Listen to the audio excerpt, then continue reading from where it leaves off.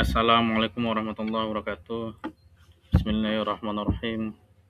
Pada kali ini kita akan membahas mengenai tantangan demokrasi Indonesia di era global. Ya, langsung saja pada materinya. Indonesia sebagai negara demokrasi terbesar ketiga di dunia menghadapi berbagai dinamika dan ancaman serius terhadap sistem demokrasinya. Indeks demokrasi dan kebebasan sipil menunjukkan penurunan yang mengkhawatirkan antara tahun 2019 sampai 2020, sebuah tren yang dilaporkan oleh Badan Pusat Statistik. Korupsi merupakan salah satu ancaman paling merusak bagi demokrasi Indonesia. Praktek korupsi tidak hanya mengikis kepercayaan publik terhadap institusi pemerintah, tetapi juga menghambat upaya pembangunan berkelanjutan. Laporan Kompas pada tahun 2023 menyoroti betapa dana publik disalahgunakan memperparah ketimpangan sosial, ekonomi yang sudah ada dan memperluas lingkungan kemiskinan. Di era digital, meskipun membuka gerbang akses informasi yang luas, juga menjadi medan perang narasi yang berbahaya. Ruang digital kini dipenuhi dengan disinformasi, berita palsu, dan ujaran kebencian, seperti yang diungkapkan oleh peneliti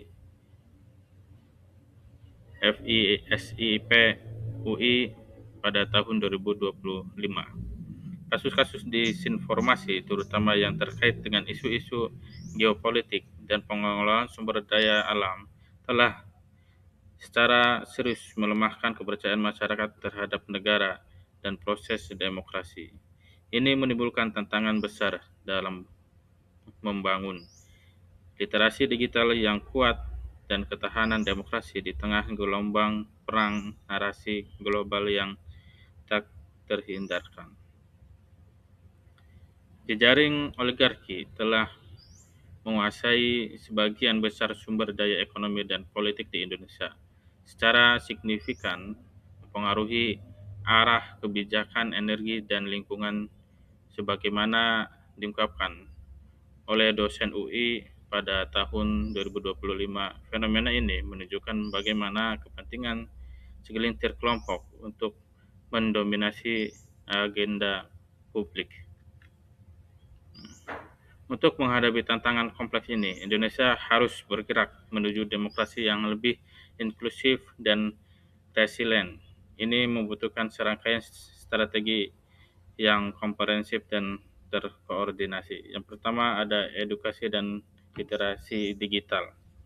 Perkuat pendidikan politik dan literasi digital untuk meningkatkan partisipasi masyarakat yang lebih luas dan rasional dalam setiap proses demokrasi. Yang kedua ada anti korupsi dan kesetaraan. Perkuat lembaga anti korupsi dan implementasikan kebijakan yang efektif untuk mengurangi ketimpangan sosial ekonomi. Yang ketiga ada reformasi politik. Dorong reformasi politik yang menjamin transparansi, akuntabilitas, dan inklusivitas untuk menghadapi tantangan global dan lokal. Yang keempat ada demokrasi adaptif. Demokrasi Indonesia harus mampu beradaptasi melawan kecenderungan otoritarianisme dan menjaga ruang deliberasi publik yang sehat dan konstruktif.